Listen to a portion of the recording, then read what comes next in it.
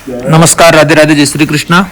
अब हम बात करेंगे मेष लग्न के द्वितीय भाव में यदि शुक्र स्थित है तो वह आपको क्या फल प्रदान करेंगे।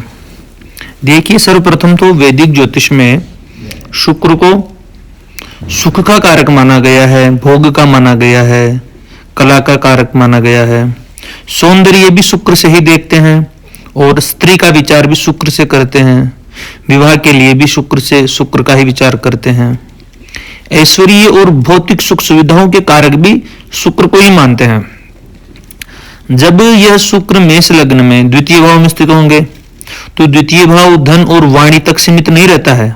उसके अंदर हम द्वितीय भाव से पारिवारिक संस्कार भी देखते हैं, वहां से मूल्य बोध भी देखते हैं, भोग विलास भी देखते हैं, और जिनसे भी हमारे संबंध होते हैं उनका दिशा निर्धारण भी हम द्वितीय भाव से करते हैं। वस्तुतः देखा जाए मेष लग्न के स्वामी मंगल होते हैं, वो अग्नि तत्व प्रधान है, तीव्र है और बड़े साहसिक है। वही शुक्र बहुत कोमलता है, सौम्यता है, क्योंकि वह भोग प्रधान है। तो ये दोनों अत्यंत एक दूसरे के विरोधी है, विरोधी प्रकृति के मालूम होते हैं। तो द्वितीय भाव से हम धन और संचय का विचार करते हैं, द्वितीय भाव से हम वाणी और अपनी वाक शक्ति का भी विचार करते हैं, परिवार का, कुल का और भोजन इत्यादि रसना, जो भी जीभ जो स्वाद जो लेते हैं भोजन का, उसका, भोग का। तो धनम कुटुंबम वाग भावो द्वितीयो भाव उच्चते, ऐसा ज्योतिष के ग्रंथों में कहा गया है। तो यहाँ पर वृषभ राशि होगी, स्वगृही होंगे, यहाँ पे सप्तम भाव के भी स्वामी होते हैं यहाँ पर। तो ये सामान्यतः धन योग बना देता है, कुटुंब वृद्धि का योग बना देता है, भोग संपन्न जीवन ऐसे व्यक्ति को प्रदान करता है। जातक जीवन में धन कमाने की अच्छी क्षमता रखता है, बहुत अच्छा पैसा कमा सकता है। उसके पारिवारिक धन हो गया, उसकी विरासत हो गई, आय के स्थायी स्रोत भी ऐसे व्यक्ति के अच्छे होते हैं।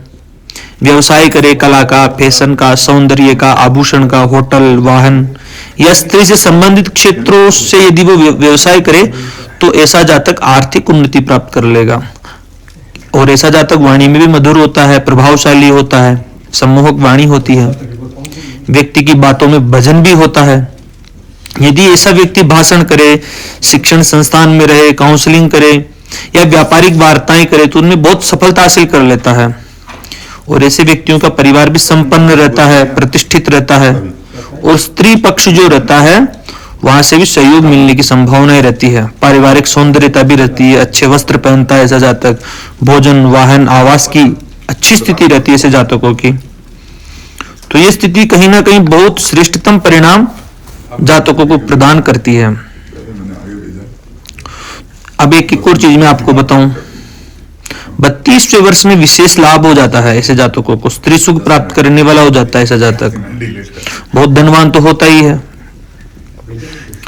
यहां पर सप्तमेश के जो अनुभव आए भोज संहिता में, वह विपरीत लिंगियों से अर्थ लाभ का आया है। जातक की स्त्री भी सुंदर होती है, शुक्र सप्तम भाव से 8वें स्थान पर होने से, 7वें सप्तम भाव से 8वें स्थान पर होने से जातक को पत्नी से संतोष नहीं होगा, ऐसा भी कहा गया है। यदि शुक्र सूर्य के साथ में हो, सूर्य यहाँ पर पंचम भाव के स्वामी होते हैं और धन भाव में स्थित होंगे शुक्र के साथ में, तो कहूंगा कि धन का थोड़ा बहुत संघर्ष रहेगा। धनवान तो अवश्य बना देगा क्योंकि शुक्र जो स्वगृही होकर के बैठा हुआ है। यदि शुक्र अस्त हो जाता है तब थोड़ा सा वैवाहिक जीवन में थोड़ी परेशानी आ सकती है। पर प्रथम पुत्र जन्म के बाद में जैसे ही पहला पुत्र होता है जैसे जातक को बहुत धनवान कर देता है। यदि शुक्र के साथ में चंद्रमा हो तो चंद्रमा यहाँ पर उच्च राशि के हो जाएंगे। शुक्र और चंद्र, मैंने इनके युतियों पर वीडियो भी बना रखे, आप देखिएगा। शुक्र और चंद्रमा बहुत अच्छी स्थिति हो जाएगी, किम बहुना योग बन जाएगा। जैसे राजा महाराजा रहते थे तुल्य जिस वैभव के साथ में, ऐसे वैभव ये व्यक्ति भोगने लगेगा। दिखने में बहुत अत्यधिक सुंदर होगा, जातक बहुत से मकान वाहनों का स्वामी होगा और उसके नौकर भी बड़े वफादार होते हैं। ऐसे जातकों की माता की कृपा अच्छी रहती है और ऐसे जातक का मन जो रहता है भोग विलास स्त्रियों में इत्यादि में ज्यादा रहता है, क्योंकि शुक्र इनका कारक और चंद्र मन का कारक है।